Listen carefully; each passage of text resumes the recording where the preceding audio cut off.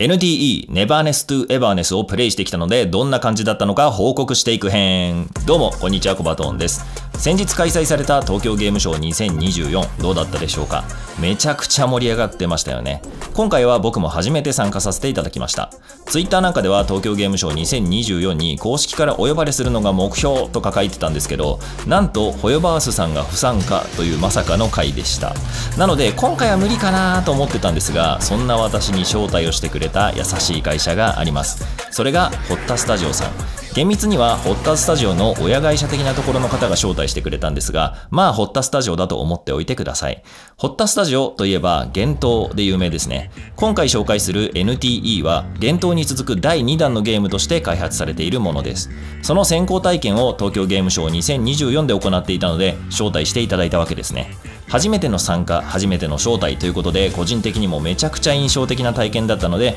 ゲームの紹介と合わせつつお伝えしていきたいと思います。ちなみに案件を依頼されたわけではなく、招待していただいた感謝として勝手に紹介します。使用素材などの許可は取ってあるのでご安心ください。では早速行ってみましょう。 NTE の世界観。NTE の世界は比較的近代的。ネオンや照明がキラキラしている街並みを美少女キャラクターが疾走しながらバトルする雰囲気だと捉えておけばいいでしょう。この世界には異象と書いてアノマリーと呼ぶ怪奇現象が発生しています。主人公の女の子たちはこのアノマリーを解決するエージェント的な存在みたいですね。異能と呼ばれる能力を持っている人が多いっぽくて、どうやらアノマリーと関わりの深い能力らしいです。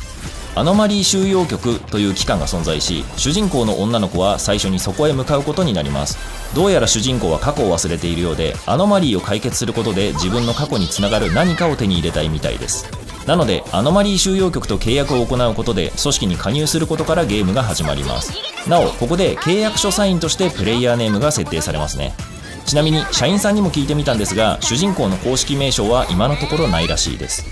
アノマリー収容局は公的機関っぽい雰囲気なんですが、他にも民間で自主的にアノマリーを解決する活動をしている組織も存在します。このさきりちゃんって子が所属している骨董品屋がそうみたいです。東京ゲームショウの体験ブースではひとまず契約を締結し、この骨董品店へ向かおうとしたところ、早速アノマリーが発生し、初仕事に巻き込まれていく展開をプレイします。ここで登場するのがアノマリー収容局のミントちゃん。体験ブースではこの2人を基本的に操作することになりました。先輩収容局員なのにどこか抜けてて可愛らしいミントちゃんと、新人なのにやたら謎に能力が高い主人公との掛け合いがコミカルで面白かったですね。僕もスタートの15分しかプレイしていないので、正直そこぐらいまでしか世界観を把握できていません。開発としてもまだバチバチに手を入れる気があるみたいな雰囲気だったので、リリースされるまでに設定が大きく変わることはあり得るでしょうね。そんな感じなんで雰囲気で聞いてもらえればと思います。ゲーマーとしての勘で予想するニュアンスなんですけど、どうやらアノマリーには原因となる物体が存在するみたいです。その物体が抱える無念とか執念みたいなものが空間の異常を作り出していて、その原因を取り除いてあげることによって事態が解決するっぽい。このアノマリーの表現とかが色彩豊かでめちゃくちゃ面白い体験になっているので、そこが肝のゲームですね。アニメーションもゴリゴリに動くので見てて楽しいと思います。プレイしてみた感触。実際操作してみた感触としては名調にかなり近いです。アクションの内容としては通常攻撃、回避、スキル、必殺、ジャンプがとりあえず確認できました。ちょっと手探りで探しただけなので見落としている可能性はあります。そこはご容赦ください。ジャンプ中の攻撃は落下攻撃のみでしたね。ジャンプ中回避みたいなのは今のところできないっぽいです。あとキャラクター交代時には QTE がありますね。結構ド派手に登場するのでプレイしていて楽しい感じです。必殺技にはカットインもついているので、原神や名調をプレイしている人からするとおなじみの感じがするでしょう。名調に似ていると感じた部分は動作の軽さです。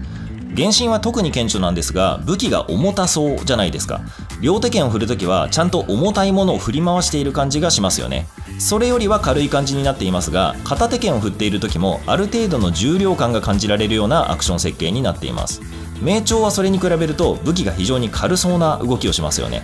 いい悪いではなく好みの問題なんですけど、重量感やパワー感を感じて重たい攻撃を敵にぶち当ててるんだぜっていう感覚が欲しい人は原神みたいな表現の方が気持ちいいでしょうね。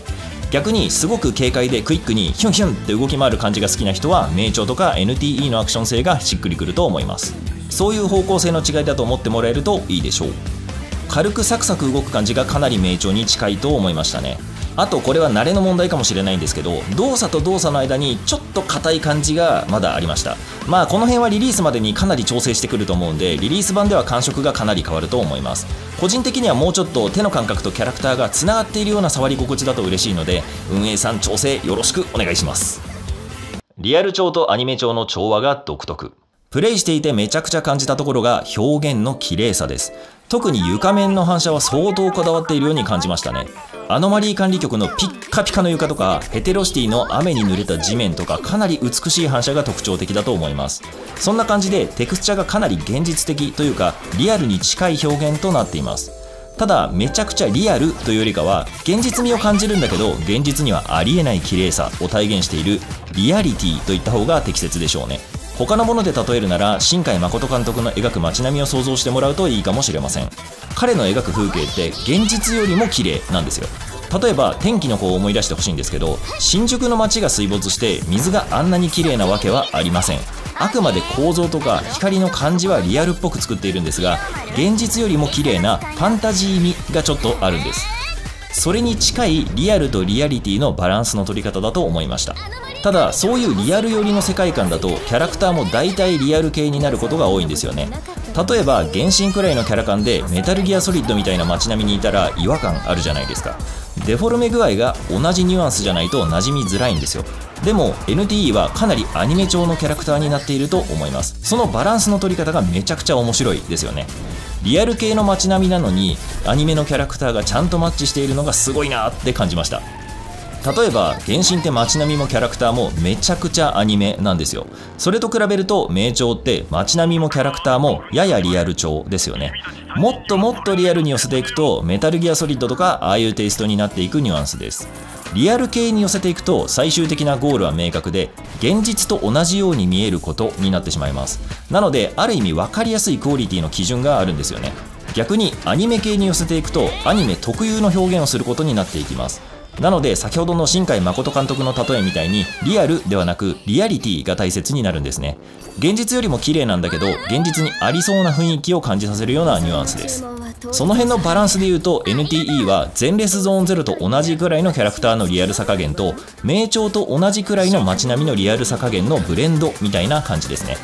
またキャラクター側の表現も非常に工夫が凝らされています。特に顕著なのがギャグっぽい表現ですね。急に SD キャラになったり白い切り抜きみたいな表現でコミカルな動きをするようなアクションが多いです。あと表情もコロコロ変わりますね。すごい可愛いと思います。そんな感じでキャラクター側の表現はめちゃくちゃアニメっぽいんですよ。ちょっとマニアックな話で申し訳ないんですがキャラクターと風景のリアルさ加減に違いがあるのが非常に興味深いなと思っちゃいました。この独特なバランス感覚が非常に魅力的なゲームでもあるなと思ったので今後世界観がどんどん磨き上げられていくのが超楽しみですね。今後のブラッシュアップに期待。実は幻冬に関しては冒頭の方しか僕はプレイしていません。なのでプレイしている人たちの感想とかを聞いた感じになってしまうんですが、ホッタスタジオさんってめちゃくちゃアップデートのペースが速い会社らしいんですよ。バンバン新しいフィールドを開発してくるぐらい開発ペースが速い会社らしいのでこれからすごい勢いでブラッシュアップしてくるんじゃないかなと期待しています。結構こういう勢いのあるスタイルの会社って好きなんですよね。新しいチャレンジをめちゃくちゃたくさんして失敗もするんだけど転んでも前に進むようなパワーがあるスタイルいいと思います。